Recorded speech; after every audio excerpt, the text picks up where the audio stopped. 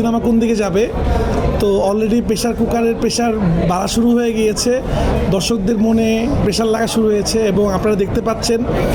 আমি প্রথমেই বলেছিলাম এই ছবিটা কিছুটা আমি পরাণের মতো মার্কেটিং করার চেষ্টা করেছি, যে প্রথমেই অনেক ওভার হাইপ করার ট্রাই করি নাই। আমার কাছে মনে হচ্ছিল এই ছবিটার মেইন মার্কেটিং করবে অডিয়েন্স, যারা সিনেমা দেখবে। এই কারণে আপনারা খেয়াল করে দেখবেন আমাদের এই সিনেমাটা প্রথম দিনের থেকে এর পরের দিনে দর্শক অনেক বেশি, এর পরের দিনের থেকে এর পরের দিনে দর্শক অনেক বেশি। আজকে সব জায়গায় হাউসফুল সকালবেলায় হয়ে গিয়েছে এবং পরবর্তীতে ভিআইপি শো দেওয়া হয়েছে, সেটাও অলমোস্ট ফুল। তো খুবই ভালো লাগছে। আমাকে সবাই বলেছিল যে যেহেতু এই ছবিতে ওরকম কোনো নায়ক নাই, এই ছবিটা মানুষ দেখবে না। তো দর্শক জবাব দিয়ে দিল। আমি দর্শকদের জিজ্ঞেস করছিলাম আপনারা কেন দেখছেন, বলছে এখন আমাদের কাছে গল্পই আসলে মেইন এবং গল্পটার জন্য আমরা দেখতে আসছি এবং ভালো ভালো অভিনেতা অভিনেত্রী এখানে আছে এবং মেয়েদের জন্য আমরা দেখতে এসেছি। তো এটা আমাদের জন্য অনেক বড় ব্যাপার। এটাই আমাদের সাকসেস, যে একটা ছবি যেখানে এতগুলো নারী, সেই ছবির টিকিট হাউসফুল যাচ্ছে, সেই ছবি মানুষ গ্রহণ করে নিয়েছে এবং মানুষ বলছে ঈদের সেরা ছবি এটা। বাট আমি অবশ্যই এটা বলছি না, আমি বলবো যে আমাদের সবার ছবি সেরা, সবাই ভালো করছে। কিন্তু আমি খুব কনফিডেন্ট ছিলাম প্রেশার কুকার নিয়ে। আমি আপনাদের আগেও বলেছি, আমি জানি যে মানুষ নতুন কিছু সবসময় দেখে। দেখেন, আমি চাইলে সেফ সিনেমা বানাতে পারতাম, সেফ গেম, একটা রোমান্টিক ছবি তুফান 2 অথবা সুরঙ্গ 2, অথবা আমি যে ধরনের সিনেমা আগে বানাইছি আর কি, যেগুলো খুব ফরম্যাটেড ছবি, যেরকম ছবি মানুষ দেখেই। মানে একটা আইটেম সং থাকবে দুষ্টু কোকিলের মতো, একটা রোমান্টিক সং থাকবে, একটা ফাইট থাকবে, লাস্টে একটা টুইস্ট দিয়ে সিনেমাটা শেষ হয়ে যাবে। বাট আমার কাছে মনে হচ্ছে না, সেফ গেম না খেলে আমরা নতুন কিছু করি। বাট আমি খুব খুশি যে এইমাত্র আমি হল থেকে বের হলাম, মানে অডিয়েন্স এই নতুন ধরনের গল্প বলা খুব পছন্দ করছে। তো আপনাদের সবাইকে ধন্যবাদ। আপনাদেরকে বলবো আপনারাও চান্স পেলে ছবিটা দেখবেন, আশা করি প্রেশার কুকার ভালো লাগবে। এবং দর্শকদেরকে ধন্যবাদ প্রেশার কুকার হাইপ ক্রিয়েট করার জন্য, কারণ এই হাইপটা আসলে আমরা ক্রিয়েট করি নাই, এই হাইপটা ক্রিয়েট করেছে অডিয়েন্স। Thank you. এবং দুজন সিনিয়র অভিনেত্রী, মানে সিনিয়র মিস ওই দুজনের থেকে সিনিয়র, বুবলি এবং তুষি। তুষি কিন্তু আমার থেকেও সিনিয়র, কারণ লাগছে তুমি কত সালে আসছিলা, কত সাল লাগছে, ও আমার থেকেও সিনিয়র। তো আমার না না না কেরিয়ারের দিক থেকে, কেরিয়ার না না, এখানে কেরিয়ার নিয়ে কথা হচ্ছে। কেরিয়ার দিক থেকে তো ওরা আমাদের সিনিয়র। বুবলি হয়তো সিনিয়র না, কিন্তু ওরা আসলে মানে এখন এমনও দিন গেছে, বুবলির সিনে ও আয়সা বুবলিকে হাত দিচ্ছে যে তুমি এত ভালো করছো, আবার বুবলি ওকে চেয়ার আপ করতেছে। তো এইটা হয়েছে, আমাদের শুটিংয়ে এরকম হয় নাই যে আচ্ছা এতগুলো নায়িকা, যেমন আমাদের সিনেমাটা কিন্তু এরকম না যে সবাই সমান সমান, এভাবে সিনেমা হয় না কিন্তু, যে সবাই সমান সমান। সিনেমা গল্পের মতো এগিয়ে গিয়েছে আসলে, কেউ কখনো এসেছে ঝলক দেখে চলে গিয়েছে। তো এটা আসলে টিম ওয়ার্ক সিনেমা, এটা আসলে চার নায়িকা একদম এরকম সিনেমা না, এটা সবার সিনেমা। এইটা মূলত প্রেশারের সিনেমা, এই জন্য সবাই মিলে আসলে গল্পটাকে প্রেশার দেওয়ার চেষ্টা করেছে।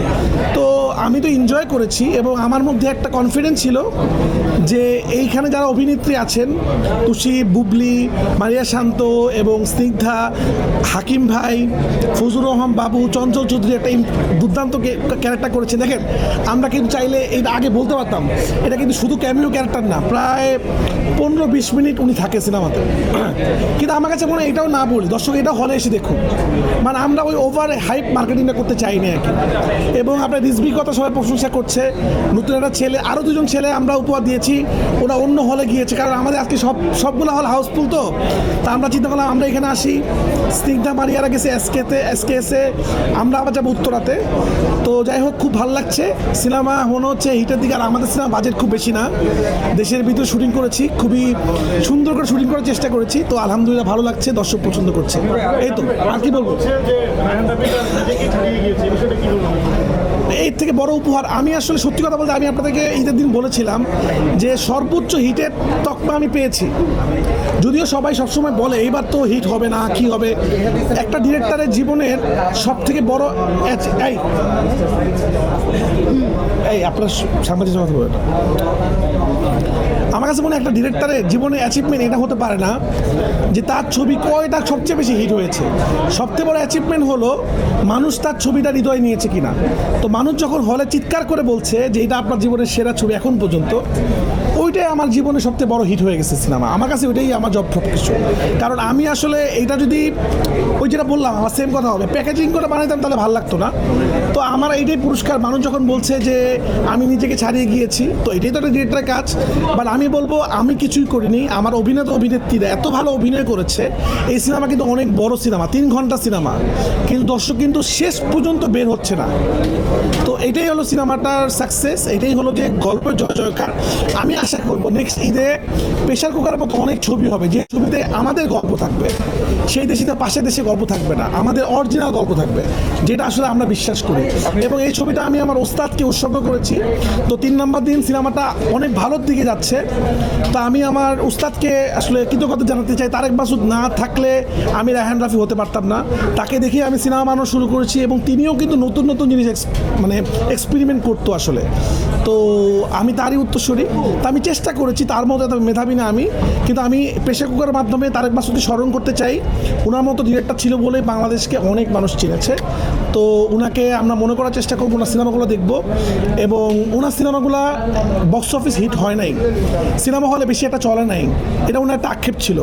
তো আমরা তো ওনার উত্তরসূরি, আমরা এই ধরনের সিনেমা যদি বানাই, এই ধরনের সিনেমা যদি সিনেমা হলে চলে, তাহলেই হলো বড় সাকসেস। প্রেশার কুকার হিট হওয়াটা শুধুমাত্র একটা সিনেমা হিট হওয়া না, সব ধরনের গল্প সিনেমা চলে, এটাই একটা সবচেয়ে বড় চ্যালেঞ্জটা ছিল। এটা দর্শক দেখিয়ে দিল সিনেমা চলে।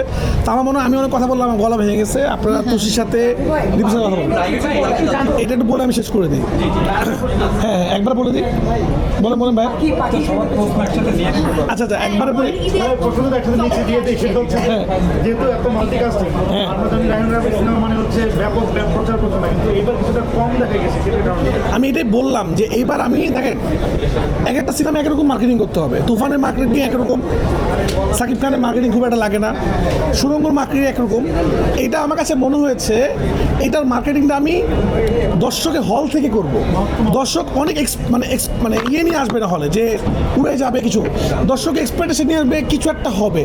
এই জন্য দর্শক দেখে বলবে ওয়াও, যেটা বলছে দর্শক খুব ভালো লাগছে। তো এই জন্য আমি গান, আমাদের কিন্তু অনেকগুলো গান আসছে, কিন্তু আমরা গানগুলো ছাড়ি নাই, হলে এসে গান দেখছি আসলে।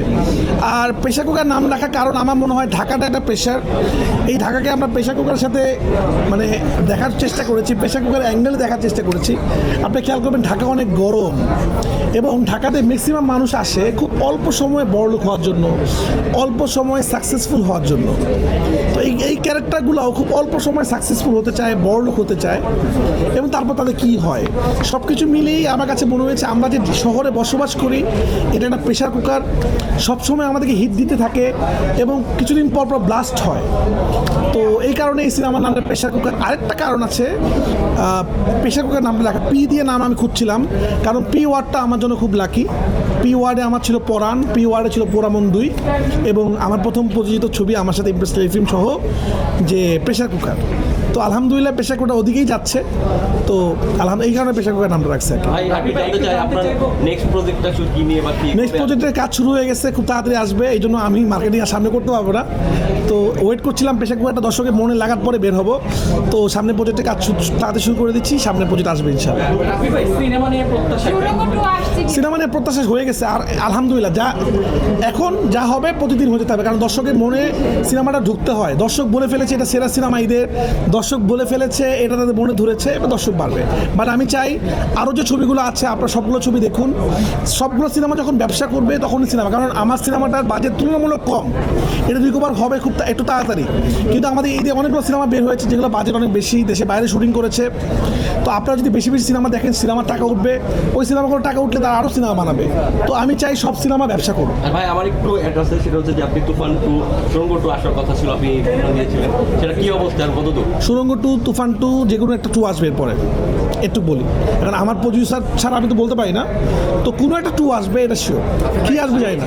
আমি একটু নায়িকার কাছে প্রশ্ন করতে চাই, প্লিজ নায়িকাকে প্রশ্ন করেন। আপনি